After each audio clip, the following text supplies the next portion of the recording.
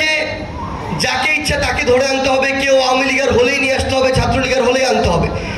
তথ্য প্রমাণের ভিত্তিতে এই হামলার সাথে, এই রক্তাক্ত ঘটনাগুলোর সাথে, এই হত্যাযজ্ঞের সাথে যারা জড়িত, সে যেই পরিচয়ই হোক না কেন, যদি তাদের বিরুদ্ধে ওই মামলাটি থাকে, উপযুক্ত এভিডেন্স থাকে, দয়া করে আপনাদের দায়িত্ববোধের জায়গা থেকে, কর্তব্যের জায়গা থেকে প্রয়োজনীয় আইনানুগ ব্যবস্থাগুলো নিন।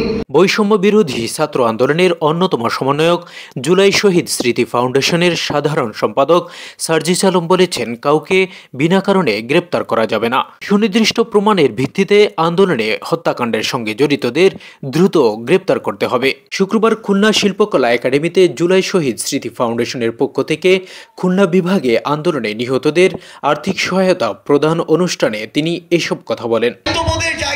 নিজেদের আত্মমর্যাদা রক্ষার দায়িত্বের জায়গা থেকে সার্জিস আলম বলেন, জুলাই আগস্টের গণ আন্দোলনে নিজেদের নেতিবাচক ভূমিকার কারণে পুলিশ প্রশাসন ইমেজ সংকটে পড়েছে। এ থেকে উত্তরণের জন্য তাদেরকে সুনামের সঙ্গে কাজ করতে হবে। মনে করি আসলে জায়গা থেকে তাদের যে ইমেজটি হারিয়েছে, এটি ফিরে পাওয়ার জন্য এখন খুনি হাসিনা কোনো পদক্ষেপ নেওয়ার তার কোনো সুযোগ নেই। বাংলাদেশ রাষ্ট্র কিংবা এই রাষ্ট্র কাঠামো সরকারও যদি চায়, তারা এটা যতটুকু প্রত্যাশিত ততটুকু কোনোদিনও পারবে না, যদি না বাংলাদেশ পুলিশ নামক প্রতিষ্ঠানটি নিজেরা চেষ্টা করে, এবং এই চেষ্টাটা তাদের করতে হবে তাদের কাজের মাধ্যমে। জুলাই আগস্ট অভ্যুত্থানে সংশ্লিষ্ট অনেককে বিতর্কিত করার চেষ্টা অব্যাহত আছে জানিয়ে তিনি বলেন, অনেক রাজনৈতিক দল বিভিন্ন চেষ্টা করছে। ওই সময় তাদের ভূমিকা কি ছিল? অনেকেই টাকার বিনিময়ে উন্মুক্ত হাঁটাচলা করছে। জুলাই শহীদ স্মৃতি ফাউন্ডেশনের এই সাধারণ সম্পাদক বলেন, অন্তর্বর্তীকালীন সরকারের ব্যর্থতার সবচেয়ে বড় প্যারামিটার হবে জুলাই গণ আন্দোলনে হত্যাকারীদের বিচার করতে না পারা। আফসোসের কথা, এখনো খুনি হাসিনার যে দল আওয়ামী লীগ, সেই আওয়ামী লীগের রেফারেন্স কাজ করে। অনুষ্ঠানে খুলনা বিভাগে নিহত ৭৪ জনের পরিবারের মধ্যে ৫৮ পরিবারের মাঝে ৫ লাখ টাকা করে অনুদান দেওয়া হয়।